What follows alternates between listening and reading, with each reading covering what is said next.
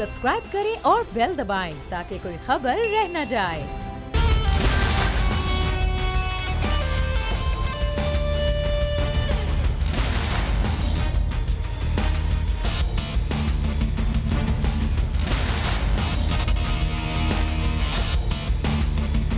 अस्सलामुअलैकुम। Special report with Mudassar Iqbal के साथ हाजिर खिदमत है। नाज़रीन, आज पाकिस्तान की पार्लिमानी सियासत में बड़ा ही अहम दिन है।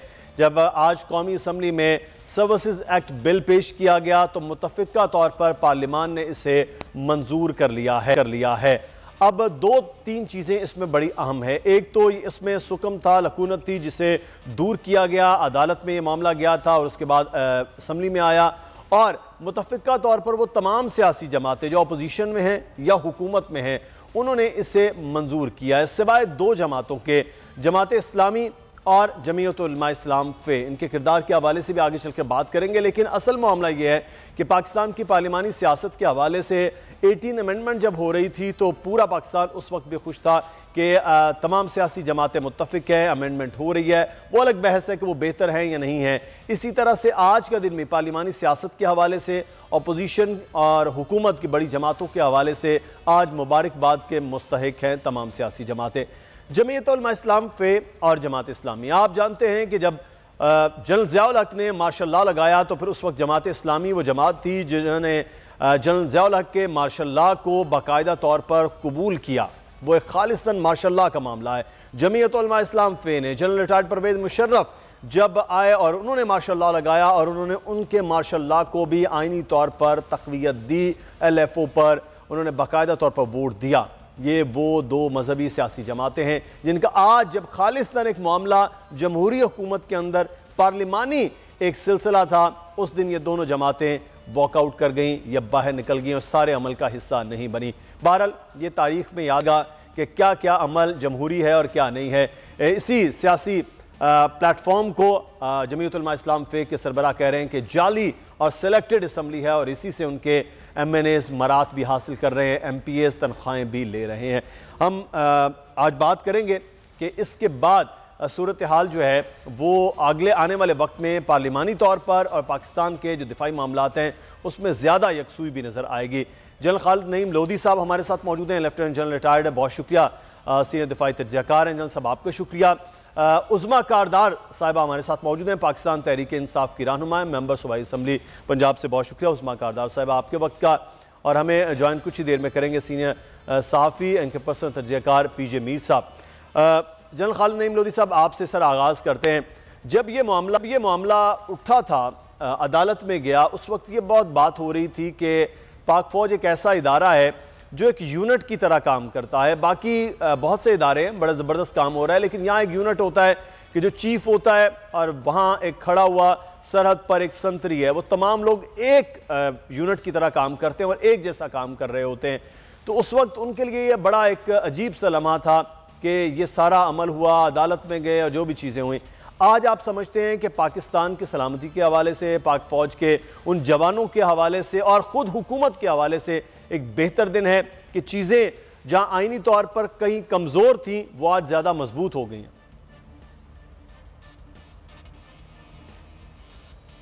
इसमें कोई शक नहीं कि आज बहुत अच्छा दिन है। देखिए, रवायतन तो ये कभी पहले भी जब एक्सटेंशन होती थी तो कोई ज़्यादा बड़ा मसला खड़ा नहीं हुआ करता था, लेकिन मैं समझता हूँ कि जब सुप्रीम कोर्ट ने उसकी इंटरप्रिटेशन की और ये कहा कि ये एक ओपन एंडेड चीज़ को नहीं छोड़ना चाहिए और इसको किसी दायरे में लेकर आना चाहिए, तो मेरा ख्याल वो कोई गलत बात नहीं थी।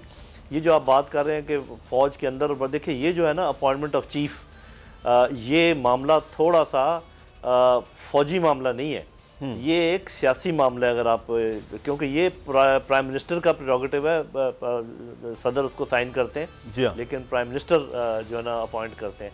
तो ये उस लिहाज से जो फ़ौज के अंदर की चीज़ें हैं वो जूँ की तूँ मौजूद है और वो अच्छे तरीके से, ऐसे तरीके से चल रही हैं, वो इंशाल्लाह चलती रहेंगी। इसमें दो तीन बड़ी अच्छी बातें हैं। देखिए, पहली बात तो ये जिसका आपने ख़ुद जिक्र किया कि एक यकजहती देखने में आई और ये भी मालूम हुआ कि जब कोई ऐसा मामला हो जिसमें कोई कंट्रोवर्सी पैदा करने की ज़रूरत नहीं है और कोई ज़्यादा गुंजाइश भी नहीं है, वहाँ पर कोई आपने देखा कि हमारी जितनी बड़ी जमातें हैं उनमें कोई ऐसा मसला पैदा नहीं हुआ और वो समझती हैं इस चीज़ को। पहले ये चीज़ ओपन एंडेड थी, यानी कि आप जितनी मर्जी एक्सटेंशन दे दें, कुछ डिक्टेटर्स अपने आप को एक्सटेंशन देते चले गए।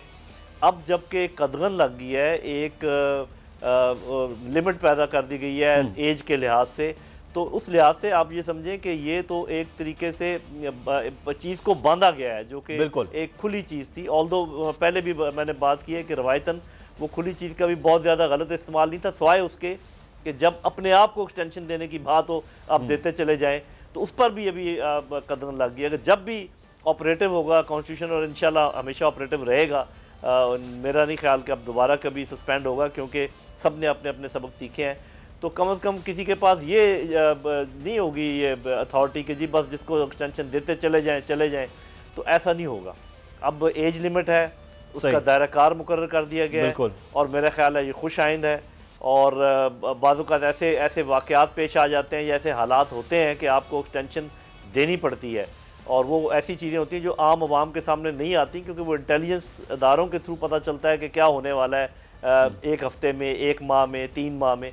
तो उस लिहाज से मैं समझता हूँ कि एक तो जो अच्छा माहौल पैदा हुआ है, मेरी दुआ है कि आगे ऐसे चले, और जितने ऑर्डिनेंसेस हैं वो सारे ला के लॉ प्रॉपर बन जाएं, और उनका जो ऑर्डिनेंस वाला जिसको फैक्ट्री कहते थे वो ख़त्म हो जाए। तो इसके मुझे तो नज़र आ रहा है कि अंदरूनी यकजहती के लिए भी बहुत अच्छी बात है, और जो हमारे बैरूनी दोस्तों और दुश्मनों को जो मैसेज जाएगा उस लिहाज से भी बहुत अच्छी बात है। और जो पार्लियामान का एक रवैया हमें नज़र आ रहा था वो 2020 के आगाज़ में वो बड़ा खुश आइंद है, तो उसकी मुबारकबाद भी उज़मा कारदार साहिबा, आपकी जमात को भी, आपकी हुकूमत को भी, और अपोजिशन की तमाम जमातों को भी मुबारकबाद है कि इस किस्म के जब कौमी मामलात होते हैं यकीनी तौर पर उस पर बहस भी होनी चाहिए। कमेटी में जब मामलात गए वहाँ बात भी हुई, बहस भी हुई, कुछ तरमीम के लिए चीज़ें आईं, लेकिन बहरहाल वो हिस्सा नहीं बनी, और उस पर भी कंसेंसस हो गया, और यूनानिमसली ये चीज़ें आगे बढ़ गईं। अब यही रवैया हुकूमत जिस तरह से अपोजिशन से बात कर रही है, अपोजिशन के तरीक़ाकार को साथ लेकर चल रही है, अगर यही तरीका कार रहे तो आपके लिए पार्लिमानी निज़ाम चलाना भी ज़्यादा आसान हो जाएगा। जी मुदस्सिर, बहुत शुक्रिया। बिल्कुल आज बहुत खुशी का दिन है, बल्कि मैं तो कहूँगी कि आज जमहूरियत की जीत हुई है, कि जो हमारा आईन है और जो एक पार्लिमान सुप्रीम है, जिस दायरे में जो बातें तय होनी थी वो उसी तरीके से हुई हैं। मेरे ख्याल में अपोजिशन ने भी बहुत मैच्योरिटी का सबूत दिया है, सब आपस में मिलके चले हैं, एक कायदे कानून के मुताबिक चले हैं। स्टैंडिंग कमेटीज़ में जो भी ले जाया गया मामला, फिर जो अमेंडमेंट्स आई, सब ने मिल के फिर इकट्ठा मुश्तरका तौर पे, क्योंकि आपको पता है कि ये सर्विसेज एक्ट जो है ये हमारी नेशनल सॉवरेनिटी के लिए एक बहुत इम्पॉर्टेंट हमारा ये पीस ऑफ लेजिस्लेशन थी जो हमारी अमेंडमेंट आ जाई है, क्योंकि इस वक्त पाकिस्तान तो हालत जंग में है। हमारी वेस्टर्न और ईस्टर्न बॉर्डर्स पे दुश्मन जो है उसने नहायत एक कनिंग तरीके से हमें उसने इंगेज किया हुआ है, तो हम अफोर्ड नहीं कर सकते थे कि कोई भी अवाम हो। और सबसे अच्छी बात यह है कि जो सुप्रीम कोर्ट की डायरेक्शंस थी वो मनोवन इस वक्त फॉलो की गई हैं। पीजे मीर साहब से भी बात करते हैं। जनरल खालिद नईम लोधी साहब, एक जानिब हम ये बात कर रहे हैं कि ये पाकिस्तान के बड़ा पार्लिमानी और जमहूरी हवाले से बड़ा एक मजबूती का दिन है। दूसरा ये है कि पाकिस्तान में इस वक्त जो सूरत हाल अंदरूनी और बैरूनी मामलात हैं, इसमें भी अब बहुत ज़्यादा आपने पिछले दिनों में देखा होगा, जब से ये मामला था इंडियन मीडिया के पास एक बड़ा टॉपिक था ये, और बड़ा इस बात को उछाला जा रहा था कि पाकिस्तान में ये है। और आज जब ये मामला हुआ है तो पाकिस्तान के चाहे वो कोई दोस्त हैं चाहे वो कोई दुश्मन हैं, उनके लिए बड़ा क्लियर नहीं हो गया कि पाकिस्तान में पार्लिमानी तौर पर ये चीज़ें हो गई हैं और मजबूत हो गई हैं, और फ़ौज के लिए भी अब वो ज़्यादा बेहतर तौर पर मामलात नज़र आएंगे।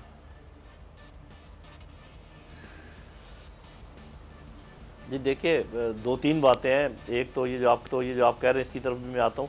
सबसे बड़ी बात तो ये है कि कानून की इजारादारी इस्टेब्लिश हुई है, क्योंकि सुप्रीम कोर्ट ने ये वर्डिक्ट दिया था कि ये थोड़ा सा ओपन एंडेड है, इसको कानून के दायरे में लाया जाए।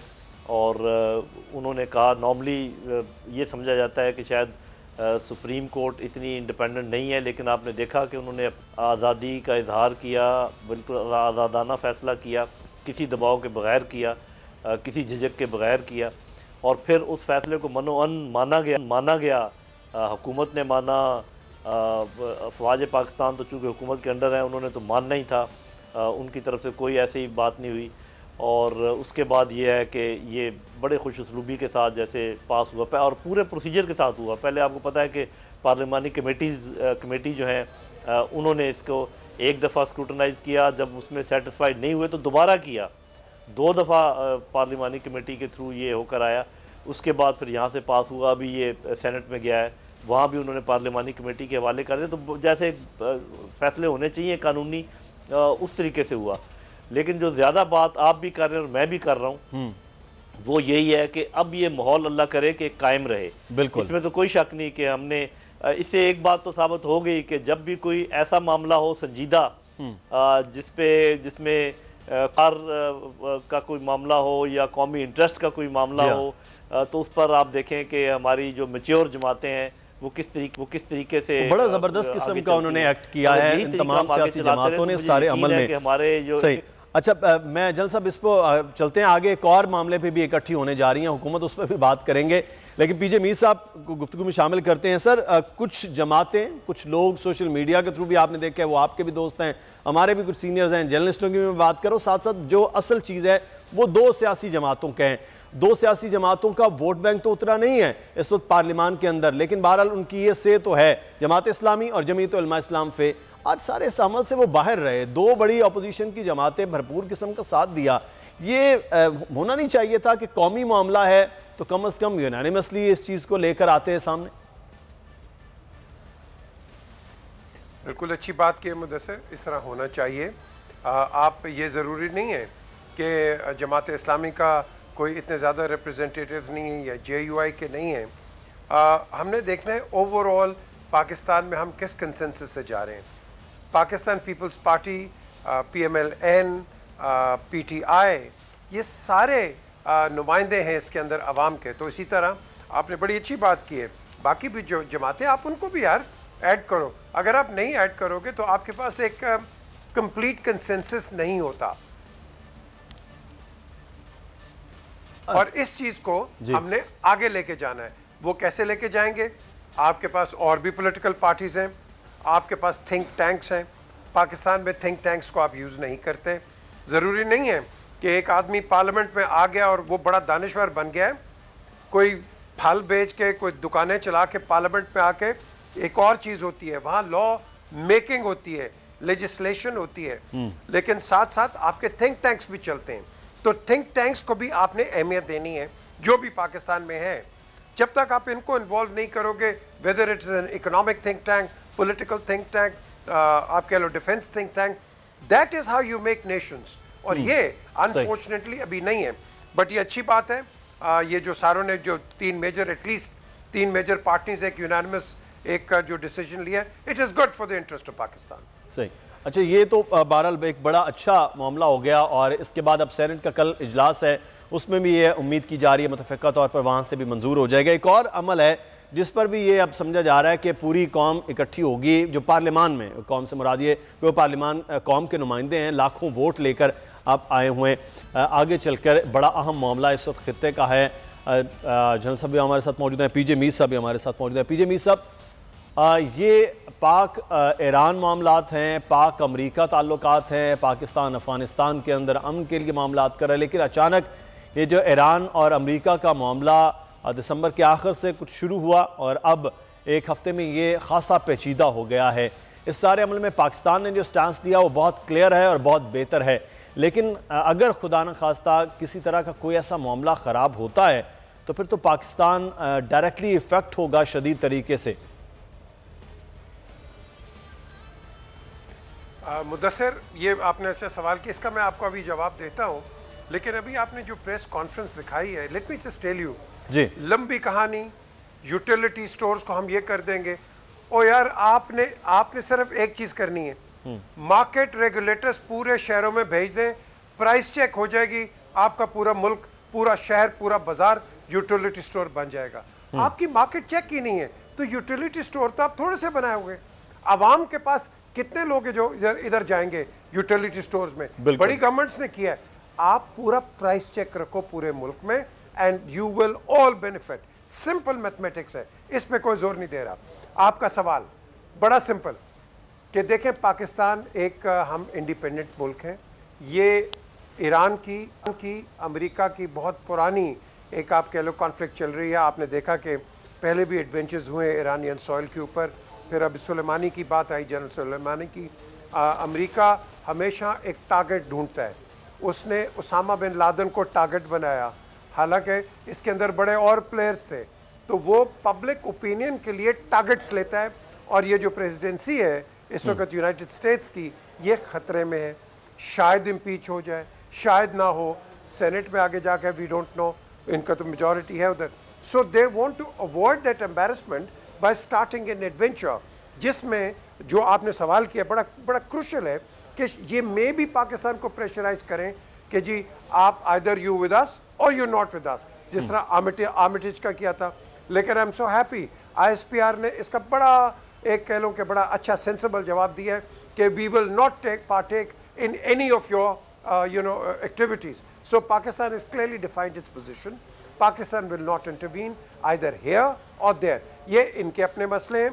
जिस तरह हम आज बात करते हैं हिंदुस्तान और पाकिस्तान की, दूसरे नहीं हमारे मसलों में आते, क्योंकि ये मेरा और हिंदुस्तान का मसला है। सो सिमिलरली मैं वो हमारे साथ एक्सपेक्ट नहीं कर सकते कि जी आप हमारे साथ आएं या हमारे साथ आएं। ये तो दोनों आप कह लो कि खुल के कोई नहीं पाकिस्तान के लिए बोलता। So Pakistan is taken a very good diplomatic stance on staying neutral. So I don't think कि ऐसी कोई सिचुएशन पाकिस्तान पे क्रिएट की जाएगी। सही। अच्छा, लेकिन ये अगर खित्ते के अंदर खुदा न खास्ता ये मामला होता है पीजे मीर साहब, तो फिर तो अफगानिस्तान जहाँ पर अभी अमन कायम होने के लिए जा रहा है, चाइना ये चाह रहा है, पाकिस्तान का CPAC के सारे अमल से जुड़ा हुआ है, गवादर तक उसके सारी रीच है।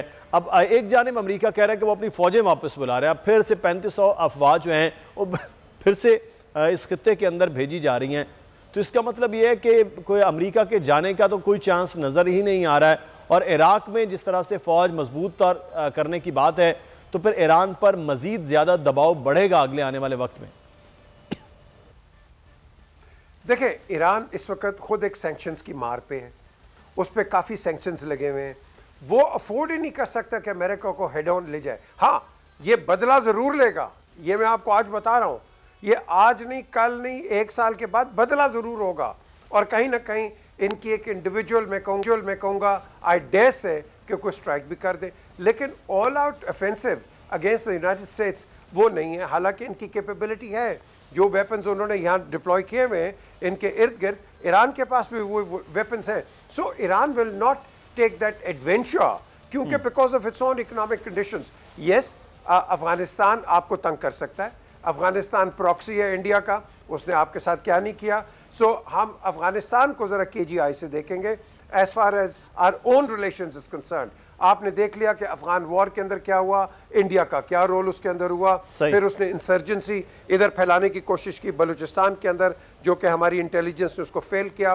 फिर उसने और भी सबवर्टिव एक्टिविटीज़ कराची में, सिंध में इन्होंने की, वो भी फेल हुए। सो हम इनको कड़ी नज़र से बिल्कुल देखेंगे, लेकिन as far as adventure is concern, I don't think neither Pakistan is ready for it and neither Iran is ready. In fact, region भी ready नहीं है, not even in India, क्योंकि आज आप हमारी economic conditions देख लो, बाकी की देख लो. So I think बिल्कुल ठीक है। आप इंडिया के हवाले से बात करें, मुझे ब्रेक लेना है। ब्रेक के बाद जब वापस आएंगे फिर हम हवाले से ज़रूर बात करेंगे, क्योंकि शायद वो पसे पुश जाता हुआ मंजर नज़र आ रहा है। हम उस पर बात करेंगे। ब्रेक लेते हैं नाज़रीन, हमारे साथ रहिएगा।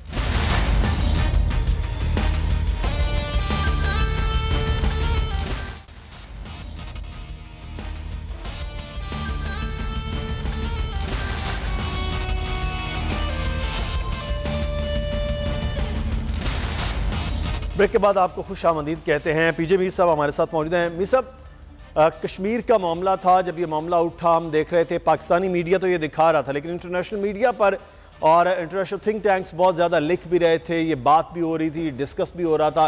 लेकिन जैसे जैसे ये वक्त गुजरता गया है, 150 से ज़्यादा दिन गुजर गए, ये मामला ठंडा हो गया मीडिया की हद तक, इंटरनेशनली भी, लेकिन वहाँ वैसी ही सूरत हाल अभी तक बरकरार है।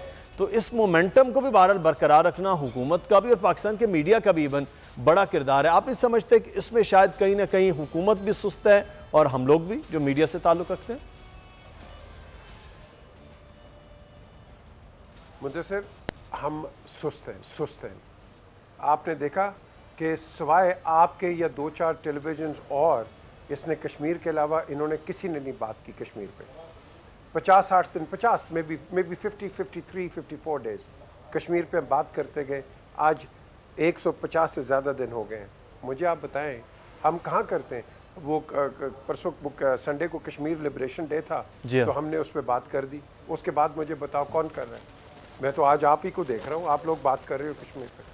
तो जब हम एक अपना पर्सपेक्टिव आगे लेके चलते हैं तो फिर हमें नेशनल पर्सपेक्टिव को तकड़ा रखना है, मीडिया के थ्रू भी रखना है, डिप्लोमेटिक भी रखना है, और पर्टिकुलरली हमारे जो foreign minister and foreign office है इसका एक रोल बड़ा एक अहम रोल होना चाहिए, जो कि अनफॉर्चुनेटली इतना पावरफुल नहीं है in comparison to the Indians. हमने क्या, मुझे बता दो, तीर मार लिया है कि आज भी 150 दिन के बाद वो बेचारे उस तरह नहते हैं। हमारी किसने सुनी है? यहाँ एक आदमी को आप वो कह देते हो कि भाई ह्यूमन राइट्स वायलेशन करके इसका नाम ले लिया एक पुलिस वाला। हिंदुस्तान के अंदर, इधर कश्मीर के अंदर डेली वायलेशंस हो रही हैं, डेली पुलिस जा रही है, डेली आर्मी इनके पीछे जा रही है और इनको कोई टीयर गैस मार रहा है, पत्थर मार रहे हैं। I mean what are you doing? तो इसके ऊपर दुनिया क्या कर रही है? ये OIC आपकी बेकार किस्म की एक ऑर्गेनाइजेशन। सर आपने पाकिस्तान तो अब अप्रैल में उसके इजलास में बुला रहा है, OIC के ही मद्देनजर रखते हो कि कश्मीर के हवाले से पाकिस्तान में इजलास होगा? देखें, पाकिस्तान के अंदर मैं समझता हूँ इजलास आपने करने हैं ना, आप इंटरनेशनली करें। मैं इसके अंदर मुदस्सर बहुत इन्वॉल्व रहा हूँ ट्रैक 2 के अंदर through the Kashmir centres, London में, ब्रसल्स में, उसके बाद वाशिंगटन में हमने बहुत इस पे काम किया कश्मीर सेंटर्स पे। अनफॉर्चुनेटली हमारे कश्मीर सेंटर्स बंद हो गए। आज आप और मैं, हम पाकिस्तान टेलीविज़न के ऊपर कश्मीर की बात कर रहे हैं। शायद बोल को बाहर देखा जाए, बोल को अगर जो देखेगा वो बोल पे कोई नोटिस लेगा। मुझे तो चाहिए सारे इंटायर मीडिया को नोटिस ले। हम इंटायर मीडिया, इंटरनेशनल मीडिया आपको टाइम नहीं देता, वो फ़लस्तीन को टाइम देता है, आपको नहीं देता। वो इसलिए उसको टाइम देता है क्योंकि जब फ़लस्तीनी अटैक करते हैं तो इजराइल की लॉबी वो टीवी पे ले आती है और देखो जी हमें मार रहे हैं।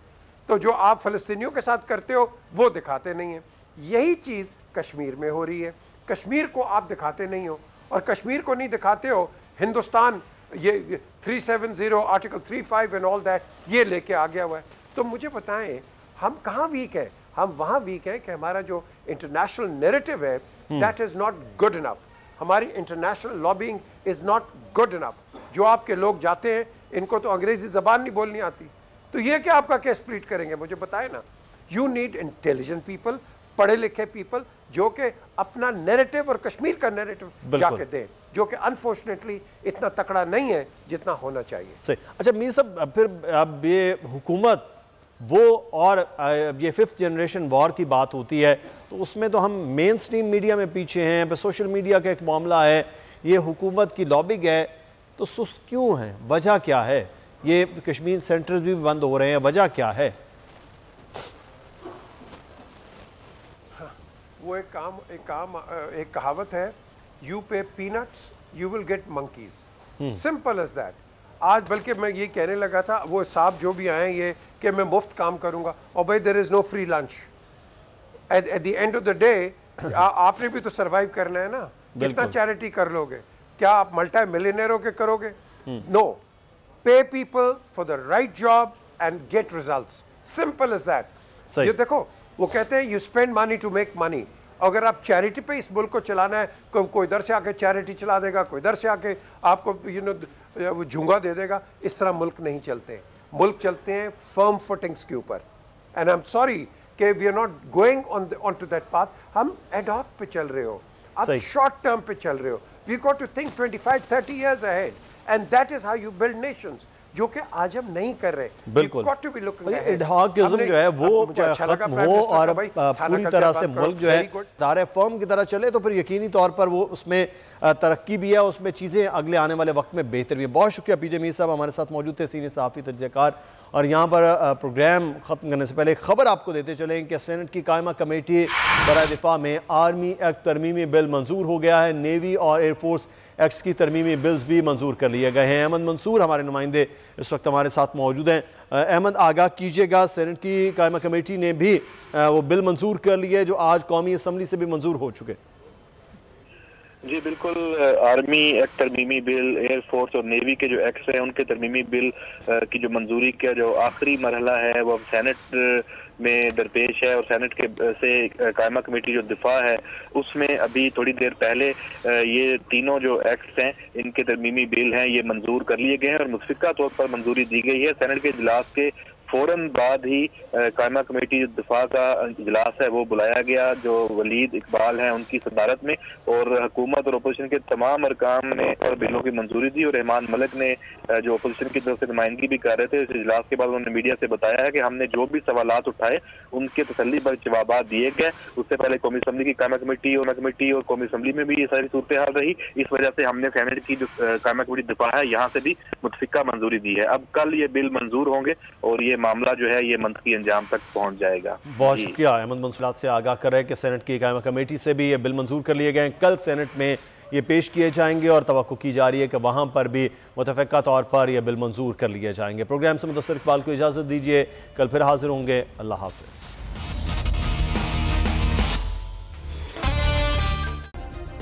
सब्सक्राइब करें और बेल दबाएं ताकि कोई खबर रह न जाए।